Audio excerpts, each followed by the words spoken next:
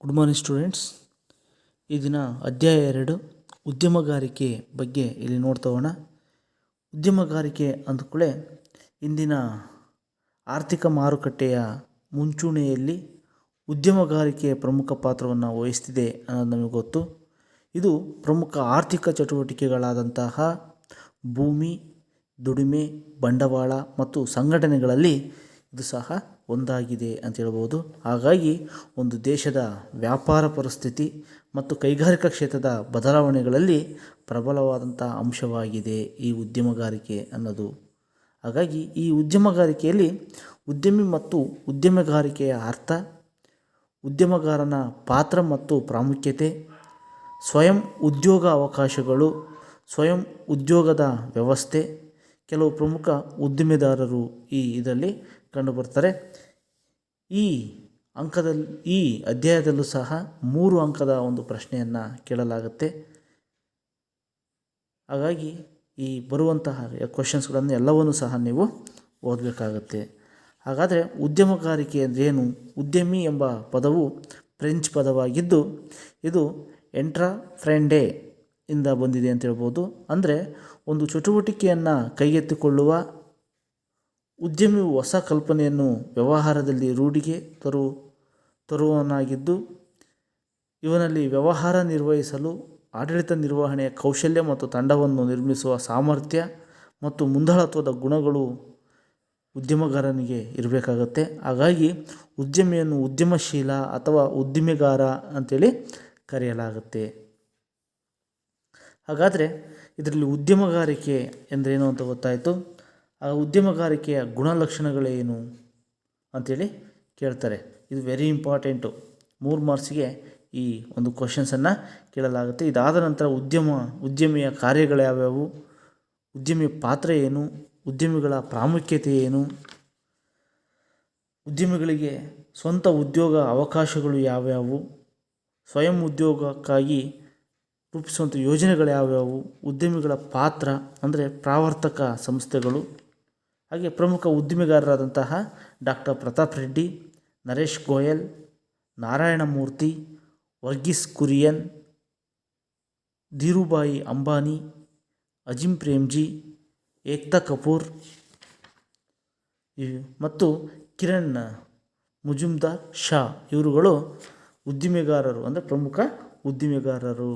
ಹಾಗಾಗಿ ಈ ಉದ್ದಿಮೆಗಾರರಿಂದಾಗಿ ಇವತ್ತು ನಮ್ಮ ದೇಶ ಏನಾಗಿದೆ, ನಮಗೆಲ್ಲರಿಗೂ ಸಹ ಗೊತ್ತಿರೋ ಹಾಗೆ ಉದ್ಯೋಗಗಳನ್ನು ಸೃಷ್ಟಿ ಮಾಡುವಂಥರು. ಉದ್ಯೋಗಗಳನ್ನು ಈ ಕಂಪನಿಗಳು ಸ್ಥಾಪಿಸಿರುವಂಥ ಕಂಪನಿಗಳಲ್ಲಿ ಸಾವಿರಾರು ವ್ಯಕ್ತಿಗಳು ಉದ್ಯೋಗವನ್ನು ಸೃಷ್ಟಿ ಮಾಡ್ಕೊಂಡು ಇವತ್ತು ಜೀವನವನ್ನು ನಡೆಸೋದನ್ನು ಇವತ್ತು ನೋಡ್ತಾ ಇದ್ದೀವಿ. ಹಾಗಾದರೆ ಇಲ್ಲಿ ನೋಡೋಣ, ಉದ್ದಿಮೆಗಾರಿಕೆ ಗುಣಲಕ್ಷಣಗಳನ್ನು ತಿಳಿಸಿ ಅಂತೇಳಿ 3 ಅಂಕದ ಒಂದು ಕ್ವಶನ್ಸನ್ನು ಕೇಳಲಾಗುತ್ತೆ. ನೀವು ಬರೀಬೇಕು. ಸೃಜನಾತ್ಮಕ, ಕ್ರಿಯಾತ್ಮಕ, ತಂಡವನ್ನು ಕಟ್ಟುವುದು, ಸಮಸ್ಯೆಗೆ ಪರಿಹಾರವನ್ನು ಕೊಡುವಂಥದ್ದು, ನಷ್ಟ ಭರಿಸುವ ಸಾಮರ್ಥ್ಯವನ್ನು ಹೊಂದಿರುವಂಥದ್ದು, ವಚನಬದ್ಧತೆ, ನಾಯಕತ್ವದ ಗುಣಗಳನ್ನು ಹೊಂದಿರಬೇಕು, ಗುರು ಮುಟ್ಟುವಿಕೆ ಇರಬೇಕು, ಆತ್ಮವಿಶ್ವಾಸ ಇರಬೇಕು. ಇದನ್ನೇ ನಾವೇಂತ ಕರಿತೀವಿ, ಉದ್ಯಮಗಾರಿಕೆಯ ಗುಣಲಕ್ಷಣಗಳು ಅಂತೇಳಿ ಕರೆಯಲಾಗುತ್ತೆ. ನಂತರ ಉದ್ಯಮಿಯನ್ನು ಆರ್ಥಿಕ ಚಟುವಟಿಕೆಯ ಬಿಂದು ಎಂದು ಕರೆಯುತ್ತಾರೆ, ಏಕೆ ಅಂತಲೂ ಸಹ ಇಲ್ಲಿ ಕೇಳಲಾಗುತ್ತೆ. ನೀವು ಬರೀಬೇಕಾಗತ್ತೆ. ಆರ್ಥಿಕತೆ ಯಂತ್ರದಲ್ಲಿ ವಿದ್ಯುತ್ ಸಂಚರಿಸುವ ರೀತಿಯಲ್ಲಿ ಕ್ರಿಯಾತ್ಮಕತೆಯನ್ನು ಬೆಳೆಸುತ್ತಾರೆ. ಜನರ ಪ್ರಯೋಜನಕಾರಿಯಲ್ಲದ ಉಳಿತಾಯದಿಂದ ಬಂಡವಾಳ ಬೆಳೆಯುತ್ತದೆ. ಎರವಲು ಸಂಪನ್ಮೂಲಗಳ ಮೂಲಕ ಉದ್ಯಮವನ್ನು ಸೃಷ್ಟಿಸುತ್ತಾರೆ. ಆರ್ಥಿಕ ಹಾಗೂ ಕೈಗಾರಿಕಾಭಿವೃದ್ಧಿ ಬೇಕಾದ ಹೊಸ ವಸ್ತು ಮತ್ತು ಸೇವೆಗಳನ್ನು ಪರಿಚಯಿಸುತ್ತಾನೆ. ತೃಪ್ತಿಕರಣದ ಅಗತ್ಯಗಳನ್ನು ಪೂರೈಸಲು ಶ್ರಮಿಸುತ್ತಾನೆ. ಮೌಲ್ಯಾಧಾರಿತ ಸಂಪತ್ತನ್ನು ಸೃಷ್ಟಿಸುತ್ತಾರೆ ಅಂಥೇಳಿ ಹೇಳ್ತಾ ಹೋಗ್ಬೋದು. ನಂತರ ಅದೇ ರೀತಿ ಜಾಗತೀಕರಣ, ನಾವು ಈ ಜಾಗತೀಕರಣದಲ್ಲಿ ಸಹ ನಮಗೆ 3 ಅಂಕದ ಕ್ವಶನ್ಸ್ಗಳು ಕೇಳಲಾಗುತ್ತೆ. ಅಂದರೆ ಜಾಗತೀಕರಣದ ವ್ಯಾಖ್ಯೆ ನೀಡಿ ಅದರ ಮುಖ್ಯ ಗುಣಲಕ್ಷಣಗಳನ್ನು ವಿವರಿಸಿ ಅಂತ ಕೇಳ್ಬೋದು. ಸರಕು ಮತ್ತು ಸೇವೆಗಳು ಹಾಗೂ ಅಂತಾರಾಷ್ಟ್ರೀಯ ಬಂಡವಾಳದ ಅರಿವು, ವೈವಿಧ್ಯತೆಯ ಗಡಿಯಾಚೆಗಿನ ವ್ಯವಹಾರಗಳಿಂದಾಗಿ ಹೆಚ್ಚುತ್ತಿರುವ ದೇಶಗಳ ಅಂತರ ಸ್ವಾವಲಂಬನೆ, ಅಂತಾರಾಷ್ಟ್ರೀಯ ವ್ಯಾಪಾರವನ್ನು ಹೆಚ್ಚಿಸುತ್ತದೆ, ಬಂಡವಾಳದ ನೇರ ಹೂಡಿಕೆಯನ್ನು ಹೆಚ್ಚಿಸುತ್ತದೆ, WTO ಮತ್ತು IMF ಪಾತ್ರವನ್ನು ಹೆಚ್ಚಿಸುತ್ತದೆ. ಸಾಂಸ್ಕೃತಿಕ ಪದ್ಧತಿಗಳನ್ನು ಹರಡಲು ಸಹಾಯವನ್ನು ಮಾಡುತ್ತದೆ. ವಲಸೆ ಹೋಗುವುದನ್ನು ಹೆಚ್ಚಿಸುತ್ತದೆ. ಸ್ಥಳೀಯ ಆಹಾರ ಪದಾರ್ಥಗಳು ಬೇರೆ ದೇಶಗಳಿಗೆ ಹೆಚ್ಚಲು ಸಾಧ್ಯವಾಗುತ್ತದೆ ಅಂತಲೂ ಸಹ ಇಲ್ಲಿ ಹೇಳಲಾಗುತ್ತದೆ ಜಾಗತೀಕರಣದಿಂದಾಗಿ. ನಂತರ ವಿಶ್ವ ವ್ಯಾಪಾರ ಸಂಘಟನೆ ಪ್ರಮುಖ ಉದ್ದೇಶಗಳನ್ನು ನಿರೂಪಿಸಿ ಅಂಥೇಳಿ 3 ಅಂಕದ ಇನ್ನೊಂದು ಕ್ವಶನ್ಸನ್ನು ಕೇಳಬಹುದು. ಹಾಗಾಗಿ ವ್ಯಾಪಾರ ಒಪ್ಪಂದಗಳನ್ನು ವಿಶ್ವದಾದ್ಯಂತ ಜಾರಿಗೆ ತರುವುದು, ಮಧ್ಯವರ್ತಿಯಾಗಿ ಕೆಲಸವನ್ನು ಮಾಡುವುದು, ಮುಕ್ತ ಹಾಗೂ ಸ್ವಾತಂತ್ರ್ಯ ವ್ಯಾಪಾರಕ್ಕೆ ಒತ್ತು, ಅಂತಾರಾಷ್ಟ್ರೀಯ ವ್ಯಾಪಾರದಲ್ಲಿ ತೆರಿಗೆಗಳನ್ನು ಕಡಿಮೆ ಮಾಡುವುದು, ಅಂತಾರಾಷ್ಟ್ರೀಯ ವ್ಯಾಪಾರವನ್ನು ಕಾನೂನಿನ ಚೌಕಟ್ಟಿಗೆ ಒಳಪಡಿಸುವುದು, ಹಿಂದುಳಿದ ರಾಷ್ಟ್ರಗಳು ಪ್ರಯೋಜನ ಪಡೆಯಲು ಪ್ರಯತ್ನವನ್ನು ಮಾಡುವಂಥದ್ದು. ಅದೇ ರೀತಿ ಇನ್ನೊಂದು ಇತಿಹಾಸದಲ್ಲಿ ಬರುವಂಥ ಧಾರ್ಮಿಕ ಸುಧಾರಕರು, ಇದು ಸಹ ವೆರಿ ಇಂಪಾರ್ಟೆಂಟು. ಪೇರಿಯಾರ್ ಚಳುವಳಿಯ ಮುಖ್ಯಾಂಶಗಳನ್ನು ಪಟ್ಟಿ ಮಾಡಿ ಅಂತೇಳಿ 3 ಅಂಕದ ಇನ್ನೊಂದು ಕ್ವಶನ್ಸನ್ನು ಕೇಳ್ಬೋದು. ಈ ಚಳುವಳಿಯು ಬ್ರಾಹ್ಮಣೇತರ ಚಳುವಳಿಯಾಗಿ ಪ್ರಾರಂಭವಾಗುತ್ತೆ. ಬ್ರಾಹ್ಮಣೇತರರ ಮೇಲಿದ್ದಂಥ ನಿರ್ಬಂಧವನ್ನು ತೊಡೆದು ಹಾಕುವುದು ಇದರ ಉದ್ದೇಶವಾಗಿರುತ್ತೆ. ಇವರು ತಮಿಳು ಭಾಷೆಯನ್ನು ದ್ರಾವಿಡ ಭಾಷೆ ಅಂಥೇಳಿ ಕರೀತಾರೆ. ವರ್ಣಾಶ್ರಮದ ವಿರುದ್ಧ ದ್ರಾವಿಡ ಚಳುವಳಿಯನ್ನು ಪ್ರಾರಂಭಿಸ್ತಾರೆ. ಜನಾಂಗೀಯ ಶ್ರೇಷ್ಠತೆಯನ್ನು ತಿರಸ್ಕರಿಸಿದರು. ಅಸ್ಪೃಶ್ಯರಿಗೆ ದೇವಾಲಯ ಪ್ರವೇಶದ ಹಕ್ಕಿನ ಪರ ಹೋರಾಡಿದರು. ಇಷ್ಟು ಪೇರಿಯಾರ್ ಚಳುವಳಿಯ ಮುಖ್ಯಾಂಶಗಳಾಗಿವೆ. ನಂತರ ಅದೇ ರೀತಿ ನಾರಾಯಣ ಗುರು ಧರ್ಮ ಪರಿಪಾಲನಾ ಯೋಗಂ ಸಂಘಟನೆಯ ಕೊಡುಗೆಗಳನ್ನು ತಿಳಿಸಿ ಅಂತ ಕೇಳ್ಬೋದು. ಅಥವಾ ಹಿಂದುಳಿದ ಮತ್ತು ಶೋಷಣೆಗೊಳಗಾದ ಸಮುದಾಯದ ಸಬಲೀಕರಣಕ್ಕೆ ನಾರಾಯಣ ಗುರುರವರ ಕೊಡುಗೆಗಳನ್ನು ವಿವರಿಸಿ ಅಂತಲಾದರೂ ಕೇಳ್ಬೋದು. ಇದಕ್ಕೆ ನೀವು ಬರೀಬೇಕಾಗುತ್ತೆ. ಶ್ರೀ ನಾರಾಯಣ ಗುರುರವರು 1903ರಲ್ಲಿ ಧರ್ಮ ಪರಿಪಾಲನಾ ಯೋಗಂ ಅನ್ನು ಆರಂಭಿಸ್ತಾರೆ. ಇದರ ಉದ್ದೇಶವೇನೆಂದರೆ ಹಿಂದುಳಿದ ಮತ್ತು ಶೋಷಣೆಗೊಳಗಾದ ಜನರ ಸಬಲೀಕರಣ ಅಂತ ಹೇಳ್ಬೋದು. ಕೇರಳದಲ್ಲಿ ಹಿಂದುಳಿದ ಮತ್ತು ದಲಿತ ಸಮುದಾಯಗಳಿಗೆ ನಿರ್ಬಂಧವನ್ನು ಹೇರಲಾಗುತ್ತೆ. ಕೇರಳದಲ್ಲಿ ಅತಿಯಾಗಿ ಜಾತಿ ಅಂತರಗಳ ಸಮಸ್ಯೆಗಳಿರ್ತವೆ. ಇದರ ವಿರುದ್ಧ ಸಾಮಾಜಿಕ ಪ್ರತಿರೋಧದ ಚಳುವಳಿಯನ್ನು ಆರಂಭಿಸುತ್ತಾರೆ. ಮಾನವ ಕುಲಕ್ಕೆ ಒಂದೇ ಜಾತಿ, ಒಂದೇ ಧರ್ಮ ಮತ್ತು ಒಬ್ಬನೇ ದೇವರು ಎಂಬ ಇವರ ಆಶಯವಾಗಿರುತ್ತೆ. ಇದನ್ನು ಸಾಧಿಸಲು ಶಿಕ್ಷಣವೇ ಮಾರ್ಗ ಎಂದು ನಂಬಿರ್ತಾರೆ. ಅಂದರೆ ಎಲ್ಲರಿಗೂ ಶಿಕ್ಷಣವನ್ನು ಕೊಟ್ಟರೆ ಇವೆಲ್ಲವನ್ನು ಸಹ ನಾವು ಪರಿಹಾರವನ್ನು ಕಂಡ್ಕೋಬೋದು ಅನ್ನೋದು ಇವರ ಉದ್ದೇಶ ಆಗಿರುತ್ತೆ. ಹಾಗಾಗಿ ಕೆಳ ಸಮುದಾಯಗಳಿಗೆ ಪರ್ಯಾಯ ದೇವಾಲಯಗಳನ್ನು ನಿರ್ಮಿಸಿದರು. ಹಾಗಾಗಿ ನಾರಾಯಣ ಗುರು ಧರ್ಮ ಪರಿಪಾಲನಾ ಯೋಗಂ ಸಂಘಟನೆಯ ಕೊಡುಗೆಗಳು ಅಂತಲೂ ಸಹ ಇಲ್ಲಿ ಹೇಳ್ತಾ ಹೋಗ್ಬೋದು. ನಂತರ ಜಾತಿ ಪದ್ಧತಿಯನ್ನು ನಿವಾರಿಸುವಲ್ಲಿ ಜ್ಯೋತಿಬಾ ಫುಲೆಯವರ ಹೋರಾಟ ಮಾರ್ಗವನ್ನು ವಿವರಿಸಿ ಅಂತೇಳಿ ವೆರಿ ಇಂಪಾರ್ಟೆಂಟ್ ಕ್ವಶನ್ಸು. ಇದನ್ನು ಕೇಳ್ಬೋದು. ಜಾತಿ ಪದ್ಧತಿಯನ್ನು ನಿವಾರಿಸುವಲ್ಲಿ ಜ್ಯೋತಿಬಾ ಫುಲೆಯವರ ಹೋರಾಟ ಮಾರ್ಗವನ್ನು ವಿವರಿಸಿ ಅಂತ ಹೇಳಿ ಕೇಳಿದರೆ ಇದನ್ನು ನೀವು 3 ಅಂಕದ ಪ್ರಶ್ನೆಯಾಗಿ ಕೇಳಲಾಗುತ್ತೆ. ಅದಕ್ಕೆ ನೀವು ಇಷ್ಟು ಉತ್ತರವನ್ನು ಬರೀಬೇಕಾಗತ್ತೆ. ಇವರು 1873ರಲ್ಲಿ ಸತ್ಯಶೋಧಕ ಸಮಾಜವನ್ನು ಸ್ಥಾಪಿಸ್ತಾರೆ. ಇದರ ಮೂಲಕ ಬ್ರಾಹ್ಮಣೇತರ ಸಮುದಾಯಗಳಿಗೆ ಮತ್ತು ಸ್ತ್ರೀಯರಿಗೆ ಸಮಾನತೆಯನ್ನು ದೊರಕಿಸಲಾರಂಭಿಸುತ್ತಾರೆ. ಸೈದ್ಧಾಂತಿಕ ಹೋರಾಟವನ್ನು ಕಟ್ಟುವುದಕ್ಕಾಗಿ ಶ್ರಮಿಸ್ತಾರೆ. ಇದರ ಹಿನ್ನೆಲೆಯಲ್ಲಿ ಗುಲಾಮಗಿರಿ ಎಂಬ ಗ್ರಂಥವನ್ನು ರಚಿಸ್ತಾರೆ. ಶೂದ್ರರಿಗೆ ಮತ್ತು ಸ್ತ್ರೀಯರಿಗೆ ಶಾಲೆಯನ್ನು ಪ್ರಾರಂಭಿಸ್ತಾರೆ. ತಮ್ಮ ಬಾವಿಯಲ್ಲಿ ಎಲ್ಲ ಜಾತಿಯವರಿಗೂ ನೀರು ಸೇದಿಕೊಳ್ಳಲು ಅವಕಾಶವನ್ನು ನೀಡ್ತಾರೆ. ಹೆಣ್ಣು ಮಕ್ಕಳಿಗೆ ವಸತಿ ನಿಲಯಗಳನ್ನು ಸ್ಥಾಪಿಸ್ತಾರೆ. ಇದು ಜಾತಿ ಪದ್ಧತಿಯನ್ನು ನಿವಾರಿಸುವಲ್ಲಿ ಜ್ಯೋತಿಬಾ ಫುಲೆಯವರ ಹೋರಾಟ ಮಾರ್ಗಗಳು ಅಂತೇಳಿ ಹೇಳಲಾಗುತ್ತೆ. ಹಾಗಾಗಿ ಇದು ವೆರಿ ಇಂಪಾರ್ಟೆಂಟ್ ಕ್ವಶನ್ಸು. ಈ ಕ್ವಶನ್ಸನ್ನು ಎಕ್ಸಾಮ್ 3 ಅಂಕದ ಒಂದು ಕ್ವಶನ್ಸ್ ಆಗಿ ಕೇಳುವಂಥ ಚಾನ್ಸಸ್ಸು ಇರುತ್ತೆ ವಿದ್ಯಾರ್ಥಿಗಳು. ಹಾಗಾಗಿ ಈ ಕ್ವಶನ್ಸ್ಗೆ ಇಂಪಾರ್ಟೆನ್ಸನ್ನು ಕೊಡಿ, ಸರಿಯಾಗಿ ಕಲೀರಿ. ಅದೇ ರೀತಿ ಇನ್ನೂ 3 ಅಂಕದ ಕ್ವಶನ್ಸ್ಗಳನ್ನು ಯಾವ ರೀತಿಯಪ್ಪ ಕೇಳ್ಬೋದು ಅಂತ ನಾವು ನೋಡ್ತಾ ಹೋದರೆ, ಪಂಚಶೀಲ ತತ್ವಗಳು ನಾವೆಲ್ಲ ಆಲ್ರೆಡಿ ಅಧ್ಯಯನ ಮಾಡಿದ್ದೀವಿ, ಆದರೂ ಸಹ 3 ಅಂಕದ ಕ್ವಶನ್ಸ್ಗಳನ್ನು ಈ ರೀತಿ ಕೇಳಲಾಗುತ್ತೆ. ಈ ರೀತಿಯಾಗಿ ನೀವು ಅಧ್ಯಯನವನ್ನು ಮಾಡಬೇಕಾಗತ್ತೆ. ಪಂಚಶೀಲ ತತ್ವಗಳು ಯಾವ್ಯಾವು ಅಂತ ಕೇಳ್ಬೋದು. ಪರಸ್ಪರ ರಾಷ್ಟ್ರಗಳ ಪ್ರಾದೇಶಿಕ ಮತ್ತು ಸಾರ್ವಭೌಮತೆಗೆ ಗೌರವವನ್ನು ತಂದುಕೊಡುತ್ತದೆ. ಪರಸ್ಪರ ಆಕ್ರಮಣ ಮಾಡದಿರುವುದನ್ನು ತಡೆಗಟ್ಟುತ್ತದೆ. ಪರಸ್ಪರ ಆಂತರಿಕ ವ್ಯವಹಾರದಲ್ಲಿ ಹಸ್ತಕ್ಷೇಪ ಮಾಡದಿರುವುದು. ಪರಸ್ಪರ ಸಹಕಾರ ಮತ್ತು ಸಮಾನತೆ ದೊರೆಯುತ್ತೆ.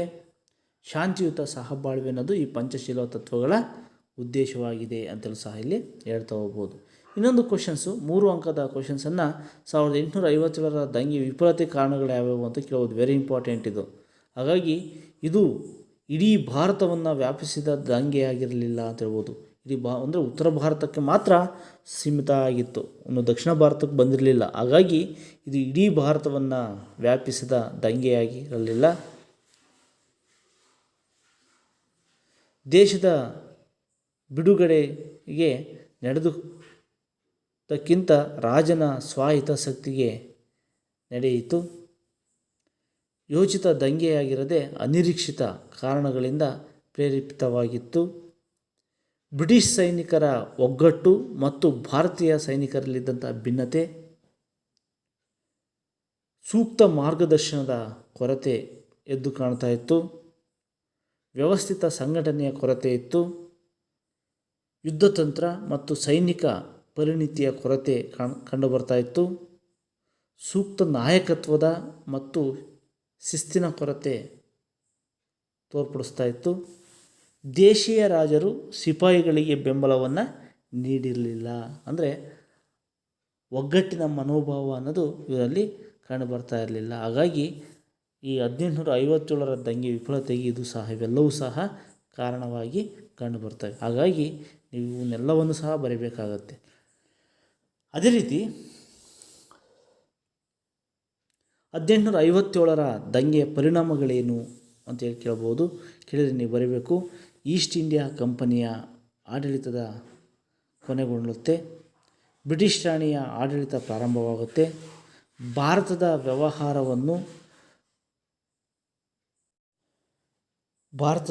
ವ್ಯವಹಾರವನ್ನು ಬ್ರಿಟಿಷ್ ಪಾರ್ಲಿಮೆಂಟಿನ ಭಾರತದ ಕಾರ್ಯದರ್ಶಿಗೆ ನೀಡಲಾಗುತ್ತೆ.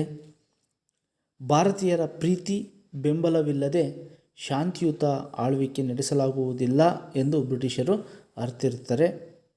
ಹಾಗಾಗಿ ತಮ್ಮ ಮೇಲಿದ್ದಂತಹ ಭಾರತೀಯರ ಅಭಿಪ್ರಾಯ ತಿಳಿಯದಿದ್ದುದು ದಂಗೆಗೆ ಕಾರಣ ಎಂದು ಬ್ರಿಟಿಷರು ಅಂದ್ಕೊಳ್ತಾರೆ. ಇದಾದ ನಂತರ ಶಾಸನ ರೂಪಿಸುವ ಪ್ರಕ್ರಿಯೆಯಲ್ಲಿ ಭಾರತೀಯರನ್ನು ಸಹ ಸೇರಿಸಿಕೊಳ್ಳಲಾಗುತ್ತೆ. ದಂಗೆಯು ಭಾರತೀಯ ಸ್ವತಂತ್ರ ಹೋರಾಟಕ್ಕೆ ಹೊಸ ದಿಕ್ಸೂಚಿಯಾಗುತ್ತೆ ಅಂತಲೂ ಸಹ ಇಲ್ಲಿ ಹೇಳ್ತಾ ಹೋಗ್ಬೋದು. ನಂತರ ಅದೇ ರೀತಿ 1857ರ ದಂಗೆಯಲ್ಲಿ ಸೈನಿಕ ಧಾರ್ಮಿಕ ಮನೋಭಾವವನ್ನು ಪ್ರಚೋದಿಸಿದ ಅಂಶಗಳು ಯಾವ್ಯಾವು ಅಂತ ಕೇಳ್ಬೋದು. ಅಂತಹ ಪ್ರಚೋದಿಸಿದಂಥ ಅಂಶಗಳು ಯಾವ್ಯಾವಪ್ಪ ಅಂತ ನಾವು ನೋಡ್ತಾ ಹೋದರೆ, ಬ್ರಿಟಿಷರು ರಾಯಲ್ ಎನ್ಫೀಲ್ಡ್ ಎಂಬ ನವೀನ ಬಂದೂಕನ್ನು ಸೇನೆಗೆ ಸೇರಿಸ್ತಾರೆ.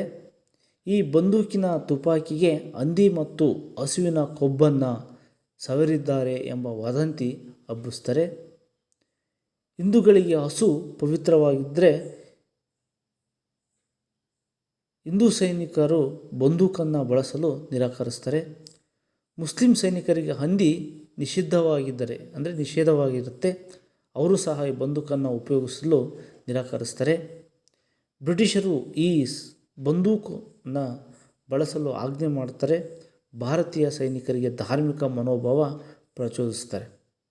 ಹಾಗಾಗಿ ಸೈನಿಕರನ್ನು ಸಾಗರೋತ್ತರ ಸೇವೆಗೆ ಒತ್ತಾಯಿಸಿದ್ದು ಸಹ ಧಾರ್ಮಿಕ ಮನೋಭಾವ ಪ್ರಚೋದಿಸಿತ್ತು ಅಂತಲೂ ಸಹ ಇಲ್ಲಿ ನಾವು ನೋಡ್ತಾ ಹೋಗ್ಬೋದು. ಹಾಗಾಗಿ ನಂತರ ಅದೇ ರೀತಿ ಪ್ರಸ್ತುತ ಜಗತ್ತಿನಲ್ಲಿ ಸಂಪರ್ಕ ಮಾಧ್ಯಮಗಳು ಮಹತ್ವ ಪಾತ್ರವನ್ನು ವಹಿಸುತ್ತವೆ ಎಂದು ಹೇಗೆ ಹೇಳುವಿರಿ? Very important questions. ಈ ಕ್ವಶನ್ಸು ಸಹ ನಿಮಗೆ ಕೇಳಲಾಗುತ್ತೆ. ಇಲ್ಲಿ 3 ಅಂಕದ ಕ್ವಶನ್ಸನ್ನು ಸಹ ನಿಮಗೆ ಕೇಳುತ್ತಾರೆ. ಅಂದರೆ ಇದು ವೆರಿ ಇಂಪಾರ್ಟೆಂಟ್ ಕ್ವಶನ್ಸ್ ಅಂತಲೂ ಸಹ ನೀವು ಅಂದ್ಕೊಳ್ಳಿ. ಹಾಗಾಗಿ ಈ ನಿಟ್ಟಿನಲ್ಲಿ ನಾವು ನೋಡ್ತಾ ಹೋದರೆ ಸಂಪರ್ಕ ಮಾಧ್ಯಮಗಳು ಸರ್ಕಾರದ ನೀತಿ ನಿಯಮಗಳನ್ನು ಜನಗಳಿಗೆ ತಿಳಿಸ್ತಾ ಹೋಗ್ತವೆ. ಅಂದರೆ ಇವತ್ತು ಸಂಪರ್ಕ ಮಾಧ್ಯಮಗಳೇ ಇಲ್ಲ ಅಂತೇಳಿದರೆ ಇವತ್ತು ದೇಶದಲ್ಲಿ ಹಲವಾರು ದುಷ್ಪರಿಣಾಮವನ್ನು ಬೀರ್ತಾ ಇತ್ತು ಅಂತ ಹೇಳ್ಬೋದು. ಹಾಗಾಗಿ ಇವತ್ತು ಆಗುವಂಥ ಹೋಗುಗಳನ್ನು ಕ್ಷಣ ಮಾತ್ರದಲ್ಲಿ ನಾವು ಕೂತು ಜಾಗದಲ್ಲಿ ಇವತ್ತು ನೋಡ್ಬೋದಾಗಿದೆ. ಹಾಗಾಗಿ ಸಂಪರ್ಕ ಮಾಧ್ಯಮಗಳು ಸರ್ಕಾರದ ನೀತಿ ನಿಯಮಗಳನ್ನು ಪ್ರತಿಯೊಬ್ಬ ಜನತೆಗೂ ಸಹ ತಿಳಿಸ್ತಾ ಇದ್ದಾವೆ ಅಂತೇಳಿ ಹೇಳ್ತಾ ಹೋಗ್ಬೋದು. ನೈಸರ್ಗಿಕ ವಿಪತ್ತು ಮತ್ತು ವಿನಾಶದ ಸೂಚನೆಯನ್ನು ಸಂಪರ್ಕ ಮಾಧ್ಯಮಗಳು ನೀಡ್ತಾ ಇದ್ದಾವೆ. ಹವಾಗುಣದ ಮುನ್ಸೂಚನೆಯನ್ನು ಜನಗಳಿಗೆ ತಿಳಿಸ್ತಾ ಇದೆ. ವ್ಯಾಪಾರ ವಾಣಿಜ್ಯ ಅಭಿವೃದ್ಧಿಗೆ ನೆರವಾಗ್ತಾ ಇದೆ. ಕೃಷಿ ಮತ್ತು ಕೈಗಾರಿಕಾ ಅಭಿವೃದ್ಧಿಗೂ ಸಹ ನೆರವಾಗ್ತಾ ಇದೆ. ಮನೋರಂಜನೆಯನ್ನು ಪೂರೈಸ್ತಾ ಇದೆ. ದಿನನಿತ್ಯದ ಮಾಹಿತಿಗಳನ್ನು ಪೂರೈಸ್ತಾ ಇದೆ. ದೇಶದ ಏಕತೆ ಮತ್ತು ಸಮಗ್ರತೆ ನಿರ್ವಹಣೆಗೂ ಸಹ ನೆರವಾಗ್ತಾ ಇದೆ.